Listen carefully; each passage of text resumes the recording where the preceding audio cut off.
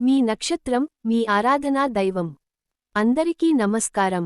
జ్యోతిష్య శాస్త్రం ప్రకారం మన జన్మ నక్షత్రం మరియు చంద్రరాశి మన వ్యక్తిత్వానికే కాకుండా మనం ఏ దైవాన్ని ఆరాధించాలి, దేనిని విస్మరించాలో కూడా దిశానిర్దేశం చేస్తాయి. ఈరోజు మీ రాశిని బట్టి ఆ వివరాలు తెలుసుకుందాం. చంద్రరాశి నక్షత్రాలు ఏ దైవాన్ని ఆరాధించాలి, నివారించాల్సిన విషయాలేంటి? మేష రాశి అశ్విని, భరణి, కృత్తిక 1వ పాదం. సుబ్రహ్మణ్యేశ్వర స్వామిని ఆరాధించండి.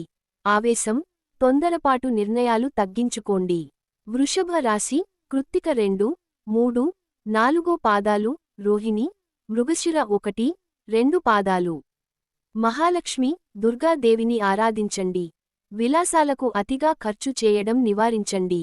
మిథున రాశి మృగశిర 3, 4 పాదాలు, ఆర్ద్ర, పునర్వసు 1, 2, 3 పాదాలు.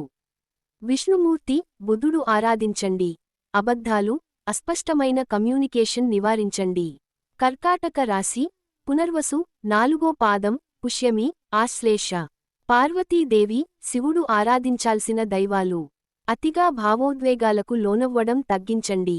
సింహ రాశి మఖ, పుబ్బ, ఉత్తర 1వ పాదం, సూర్య భగవానుడిని ఆరాధించండి. అహంకారం, ఇతరులను తక్కువ చేయడం నివారించండి. కన్య రాశి ఉత్తర 2, 3, 4 పాదాలు, హస్త, చిత్త 1, 2 పాదాలు. విష్ణుమూర్తి, లక్ష్మి, గణపతిని ఆరాధించండి. ఇతరులను విమర్శించడం నివారించండి. తుల రాశి చిత్త 3, 4 పాదాలు, స్వాతి, విశాఖ 1, 2, 3 పాదాలు. మహాలక్ష్మి అమ్మవారిని ఆరాధించండి. నిర్ణయాలు తీసుకోవడంలో జాప్యం చేయకుండా ఉండేలా చూసుకోండి.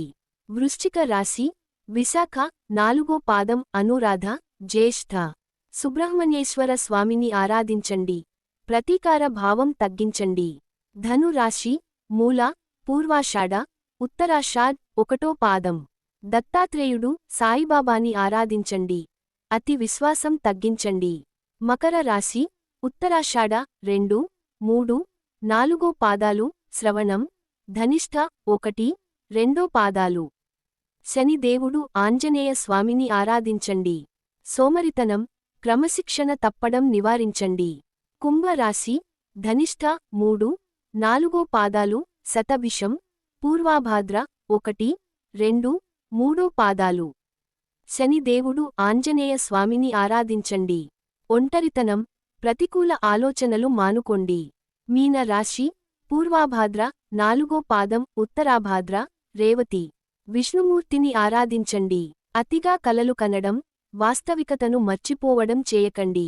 ఏ రాశి వారైనా గుర్తుంచుకోవాల్సిన ముఖ్య విషయానికి ఏమిటంటే, మీరు దేవుడిని పూజించేటప్పుడు మనస్సులో స్వచ్ఛత ముఖ్యం.